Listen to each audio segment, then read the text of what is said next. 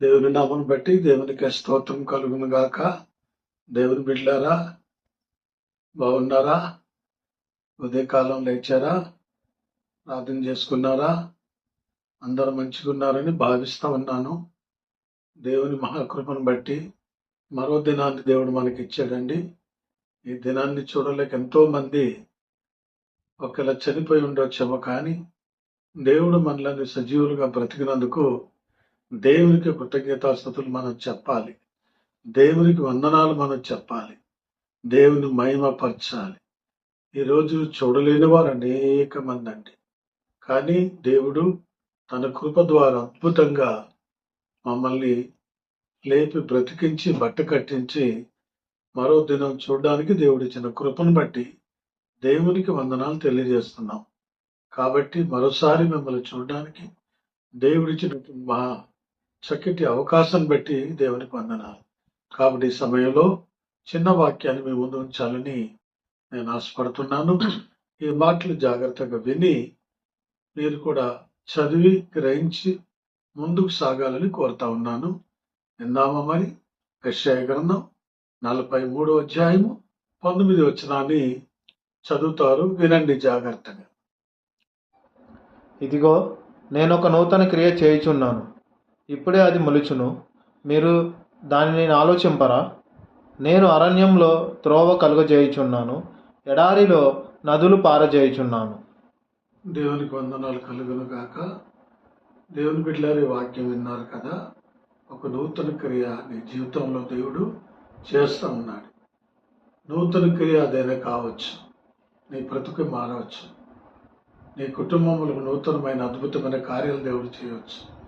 ఉద్యోగమే రావచ్చు, ఇల్లే కట్టుకోవచ్చు. ఏమండి, అద్భుతమైన కార్యాలు ఏదో ఒక నూతన క్రియ దేవుడు చేయబోతున్నాడు. కాబట్టి దేవుని సందులో మొరపెట్టు, ప్రార్థించు. ఆయన అన్నాడు కదా, నేను నూతన క్రియ చేయించున్నాను, అది ఇప్పుడే మొలుచున్నాను. అది రేపు కాదు, ఎల్లుండి కాదు, అది ఇప్పుడే మొలుస్తుందట.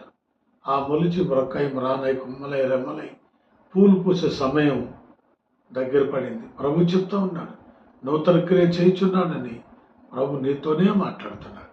ఆ నూతన క్రియ ఏంటో నువ్వు ప్రార్థించి, దేని విషయం అడుగుతున్నావో, ఏ విషయం గోజాడుతున్నావో, ఏ విషయం మొరపెడుతున్నావో ఆ విషయాన్ని బట్టి దేవుడు ఒక నూతన క్రియ చేయబోతున్నాడు.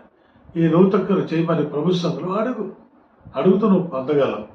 ఇంకో రెండో మాట ఏమన్నారంటే, అరణ్యములట త్రోవను కలగజేసే దేవుడు అటండి. అరణ్యం నీ జీవితం కావచ్చు, అది అడవే కావచ్చు, అది అరణ్యమే కావచ్చు. అక్కడ పులులు, సింహాలు, ఏమండి క్రూర జంతువులే ఉండవచ్చు. దాన్ని తోలుతాడు, మార్గములను సరళం చేస్తాడు, అడ్డు ఆటంకములను తీసేస్తాడు, కార్యాలు జరిగిస్తారు.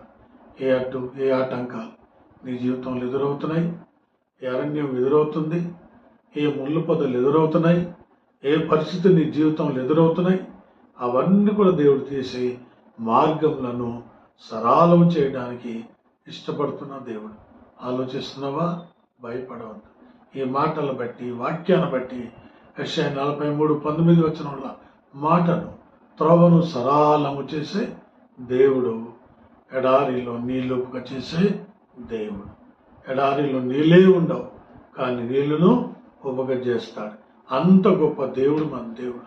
కాబట్టి ఆయన నమ్మిక ఉంచు, విశ్వాసం ఉంచు. అలాంటి కృప దేవుడు నీకు తోడే ఉండి నడిపించును గాక. ఆమేన్. God bless you. ప్రార్థన చేసుకుందాం. దేవుని బిడ్డలారా గమనించండి, విన్న మాటలు బట్టి దేవుని సన్నిధిలో ప్రార్థన చేద్దాం. ప్రభానికి వందనాలు. ఎత్తబడిన ఈ వాక్యాన్ని నీరు కట్టి ఫలింపచేయమని ప్రార్థన చేస్తున్నాం. తండ్రి, మా జీవితాల్లో నూతన క్రియ చేయమని ప్రార్థిస్తున్నాను. అరణ్యములో ప్రభు త్రోవను కలగజేసే దేవుడు, ఆ బ్రతుకులు నడ్డు ఆటంకాలు తొలగించమని ప్రార్థిస్తున్నాను. తండ్రి, ఎడారిలో నీళ్లను ఉపగు చేసే దేవుడు, మీకు వందనాలు. అయా, వాక్యమైన బిడ్డలందరినీ దీవించి ఆస్వాదించండి. వారి మార్గాల్లో, వారి జీవితాల్లో నడ్డు ఆటంకాలను తొలగించండి. ఆ ముళ్ళబాటు నుంచి తొలగించండి. మార్గం సరళం చేయండి, మేలుతో నింపండి. ఎవరైనా అనారోగ్యంగా ఉంటే వాళ్ళు ముట్టి బాగు చేయండి. సంపూర్ణమైన స్వస్థత, విడుదల అనుగ్రహించండి. యేసయ్య నామమున తండ్రి, ఆమేన్. God bless you.